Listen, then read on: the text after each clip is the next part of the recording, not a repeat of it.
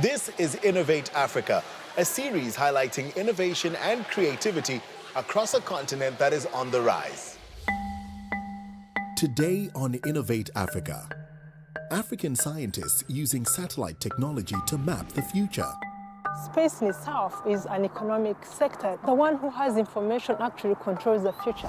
A South African physicist invents the world's first digital laser. So what we want to do is come up with diagnostic tools for HIV, but that are photonics-based. And a new technology to bring low-cost internet to the remotest parts of the continent.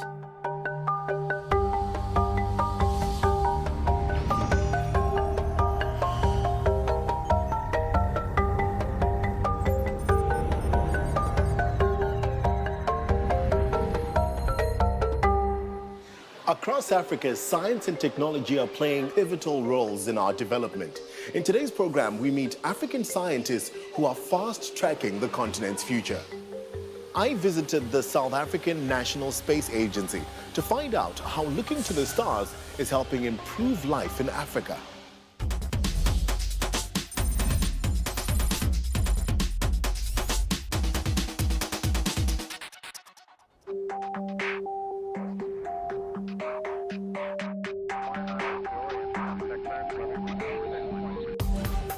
Africa has become an increasingly complex network of ICT systems.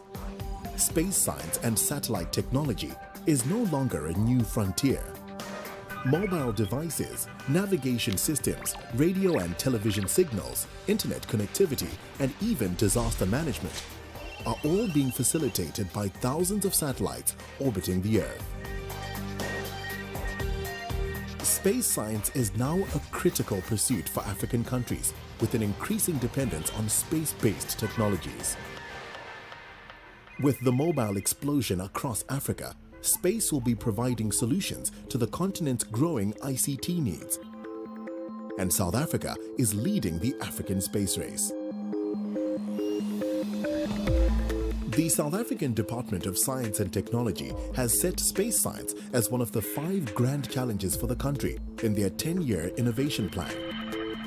In order to facilitate this, SANSA, the South African National Space Agency, has been formed. Dr. Jane Allwuch is the Managing Director of the SANSA Earth Observation Unit. I'm quite excited about this whole experience. I'm personally a fan of space, from the days of Star Trek and all of that. But there's some people who would say, why are we spending money on space technology when we have bigger problems in Africa, like hunger, disease, etc.? That's exactly the biggest challenge about space. You see, many people still think that space technology is very expensive, and they look at poverty and disease and wars, and they say these are more urgent, but actually not, because space technologies are meant for those countries that are experiencing disasters, that they're experiencing poverty. The one who has information actually controls the future. SANSA's Earth Observation Unit collects and assimilates data transmitted from orbiting satellites. Here, the satellite imagery is interpreted and used to support policymaking, human settlement issues, agricultural development, and disaster management. Hi, I'm Tafuma. I was told you are the right lady to see when it comes to exactly how we apply the satellite imagery. So what exactly is going on here?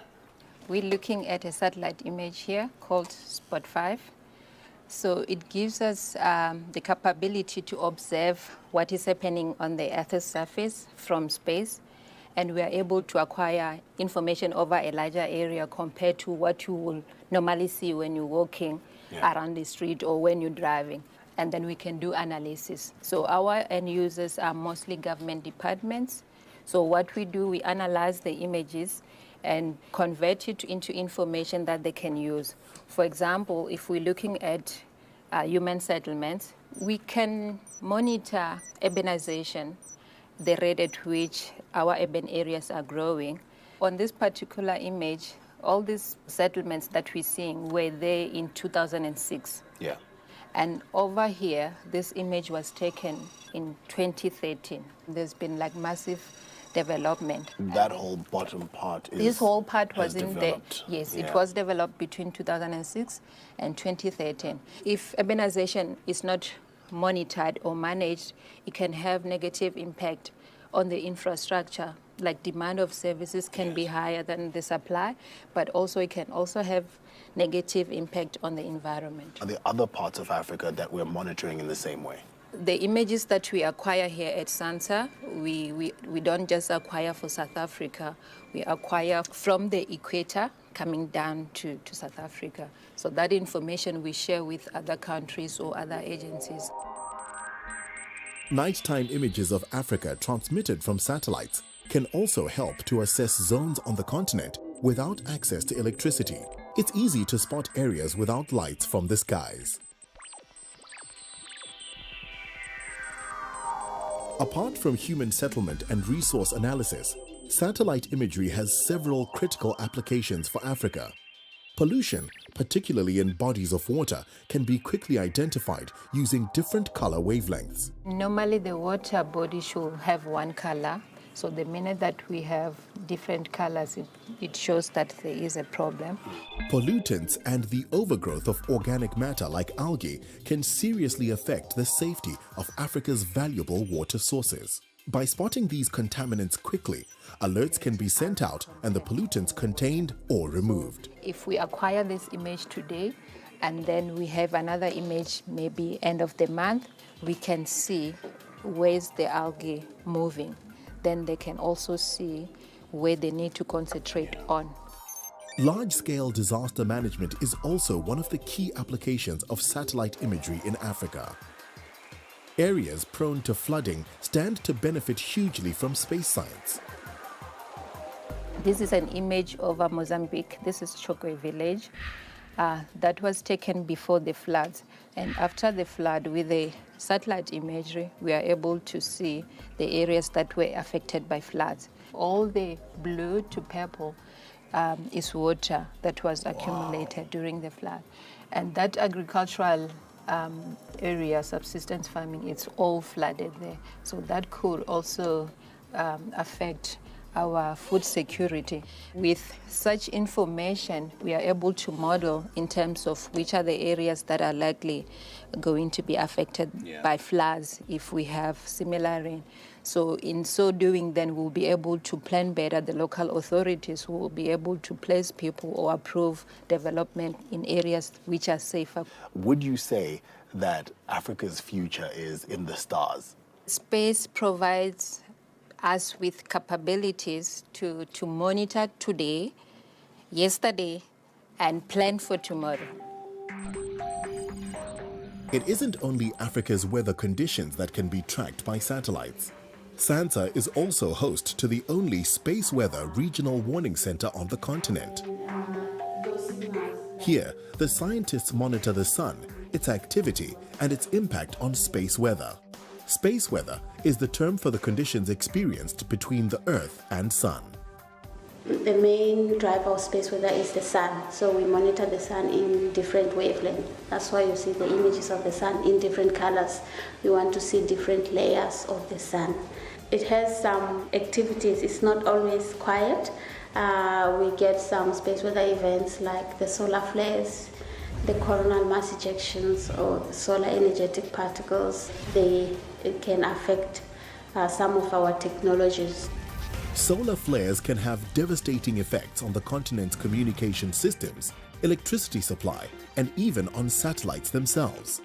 By predicting these solar events, scientists can send out early warnings to deactivate certain grids and systems until the flare has passed. Main regions which we are interested in looking at on the sun is these bright areas on the sun, which are the main regions that explosion happens. And then these bright areas on the sun, they are called active regions. If we see any changes happening on these measurements, then we know that it's going to have an effect on the Earth. So how much of the information that we get at SANSA is given to other African countries? Well, we do recognize that space is shared, and so technologies and data especially has to be shared. You were saying you had one more reason why it's important to spend money on space technology? Yes, because it's important for all countries to be on top of these things. Otherwise, you are just a beneficiary of what other countries have planned. For example, when you have information about good areas for agriculture, which crops to plant where and when, you control food prices. And that information is critical. Space in itself is an economic sector.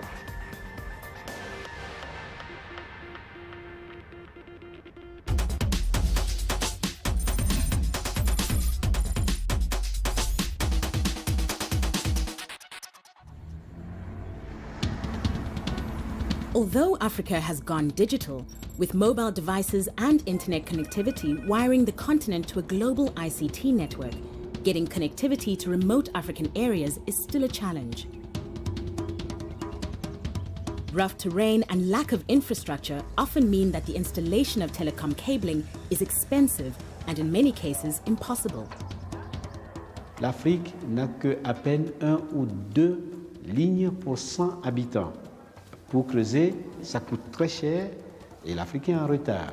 Il faut un déploiement qui permet de faire quasiment l'équivalent des fibres optiques dans l'air. Scientist Dr. Victor Agbenunu may have found a way to bypass conventional connectivity with his patented transmission system. Le dispositif donc est issu de la solution PWCS, le Polyvalent Wireless Communication System, qui permet de faire la voix, les données et les images. The PWC system receives a satellite data signal and is then able to disseminate the signal via PWC transmitters over great distances, making telecoms cabling unnecessary. Most importantly, the PWC connection can be provided at a fraction of current cost of systems offering similar satellite connectivity. While satellite broadband connections are available in Africa, they are far too expensive for most people in countries like Senegal. Africa has the most expensive broadband access in the world, with monthly data packages costing about 3 times more than on any other continent. Victor has been working on his innovation in Paris, where he has been given permission to test the system, and it's working well.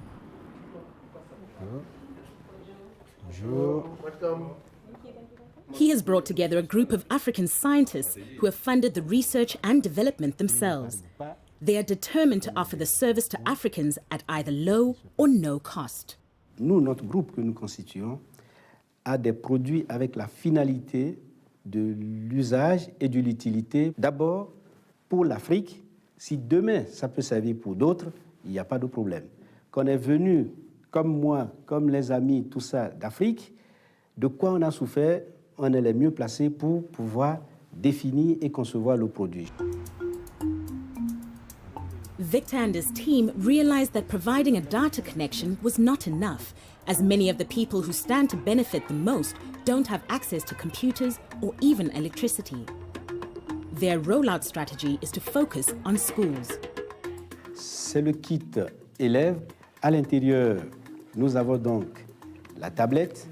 So the tablet would be powered by the solar power panels that you have installed into the backpack that every child would have. Oui, c'est ça. An extension of the PWC innovation is a solar-powered educational kit called Retisse, bringing hardware, software, data connection and solar power together. Il peut avoir sa batterie qui va l'aider pour continuer de travailler la nuit. Même si l'école est sous un arbre, ils peuvent avoir le même dispositif que ceux qui sont en ville. What I love about what you've been able to develop here is that you are thinking all the time about who you're creating it for.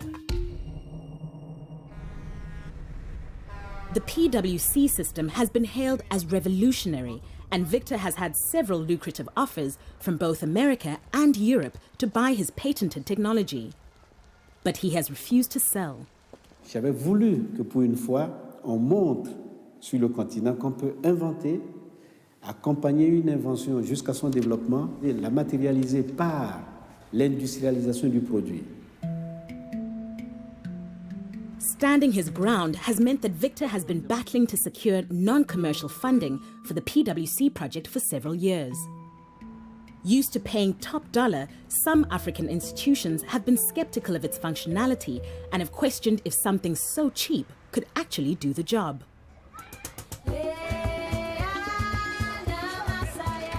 Today could be the day Victor convinces them all. After months of negotiations with the Senegalese government, he finally has permission to pilot the system at schools in Dakar. Dignitaries from across Senegal have gathered at this elementary school, where Victor will demonstrate the Retis system here for the first time.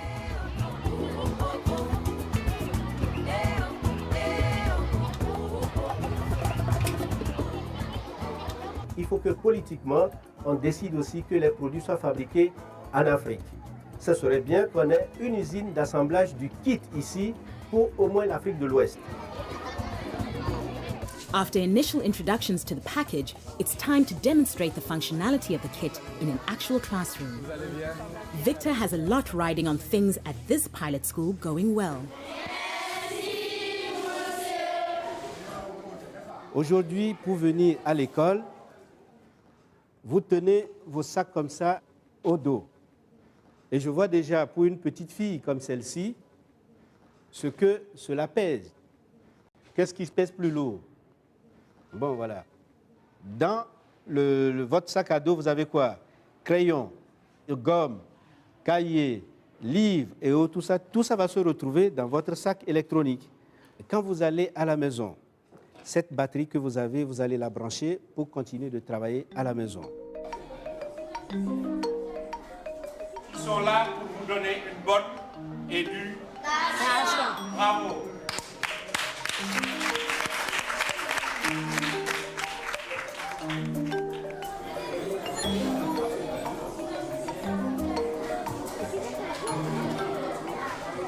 La fête est incroyable. Là, si j'appuie là, l'élève veut à lever la main aussi. On va poursuivre le combat pour que chaque enfant sur le continent bénéficie de la solution. Merci beaucoup.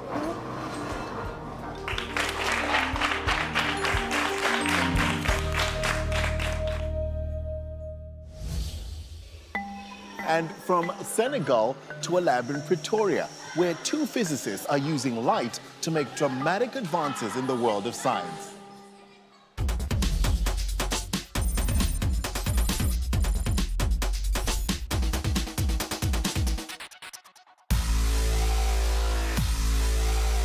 The ability to harness light and use it in the form of a laser beam has been successfully explored by scientists and technologists.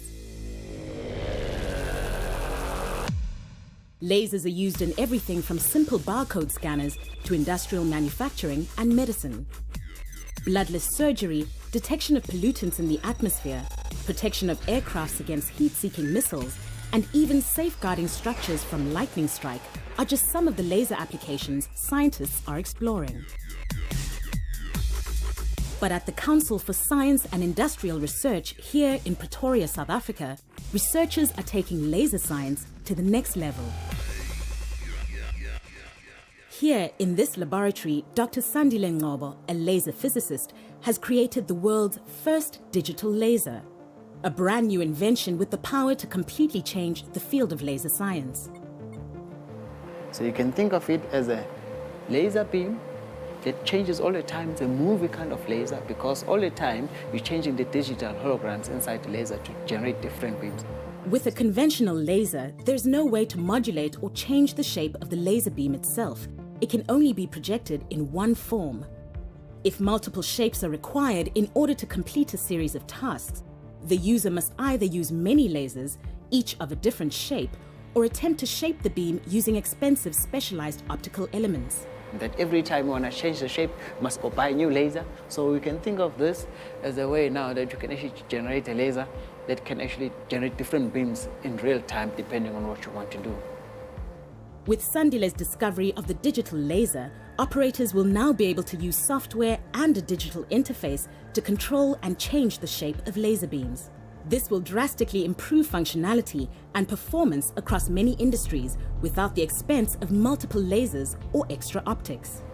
So now it makes the whole laser changing shapes to be very versatile.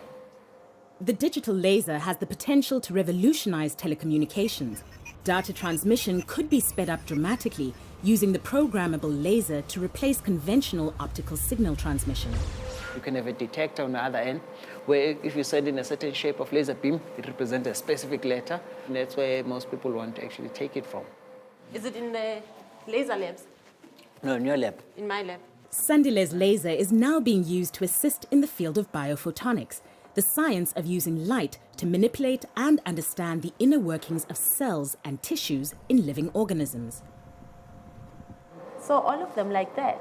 I particularly am fascinated by these ones because then we want to make a matrix of cells. Sandile's colleague and friend, Dr. Patience Mthunzi, is currently experimenting with this digital laser in the hopes of streamlining the process of cell sorting.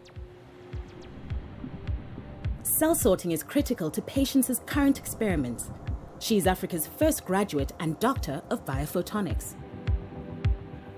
We are using lasers to actually come up with ways of studying different diseases or disorders.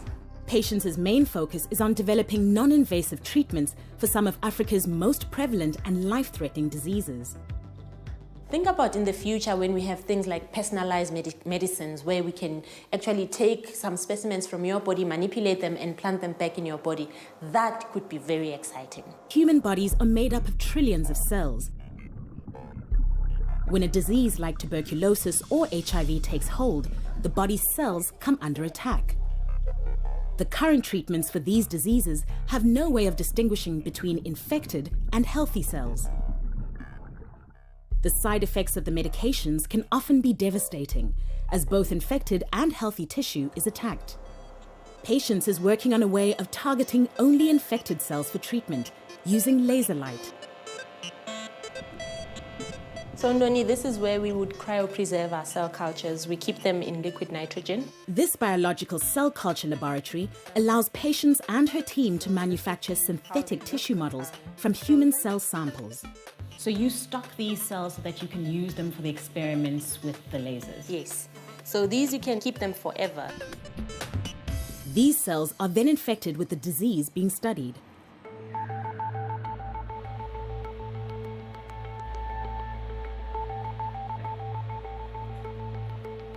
In order to separate infected cells from the healthy ones, Patience and her team set up laser systems for optical tweezing. Are you all set? Yes, I am. I see we have to wear the goggles to keep our eyes safe, but it's quite nice that they make us look like rock stars as well, eh? So physics is cool. Yeah, it's quite nice. This here is our optical trapping setup, okay? So what we want to do is eventually come up with diagnostic tools for HIV, but that are photonics-based. And this is where it all starts.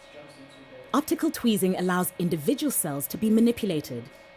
You want to be able to directly go to the HIV positive cells and either get them, manipulate them, inject them to administer the ARV drugs to them specifically. So it's not as toxic for the entire body. That's exactly it. You see this little cross? Is where our laser is. So this particular trapped now, so you can move them. A laser beam is aimed at a cell. The cell is drawn to the beam's magnetic field, and the cell can then be moved individually. The scientists can then inject the cell with experimental treatments and watch its progress. I'm also just thinking of the fact that what I'm manipulating is tiny. I can't even see it with my naked eye, but I'm able to control it using this machine. See what I meant by science fiction? It's quite fascinating. So we're trying to eliminate all sorts of problems that come with taking ARV therapy orally. We want to make sure that, we target in the body now, no longer in the test tubes or in plates like this, in the body exactly where the virus is lying dormant. On a larger scale, this application of laser technology could one day lead to whole-body optical trapping devices that could separate the infected and healthy cells in each patient and make sure only the disease cells and tissue is targeted. It would be a joy to have such a thing in Africa. It would make a huge difference. Is there any kind of goal or project or ideal that you're looking to in the future that you would really want to achieve, that you're striving towards? If I can have a medical device that has my name to it, that would be awesome. I have no doubt that it will happen. That's it for this series of Innovate Africa. We've showcased creativity that's uniquely African. But that's just the beginning for a continent that is brimming with confidence. Over the next few months, we'll be seeking out more inventive thinkers here on a continent that is on the rise in Innovate Africa.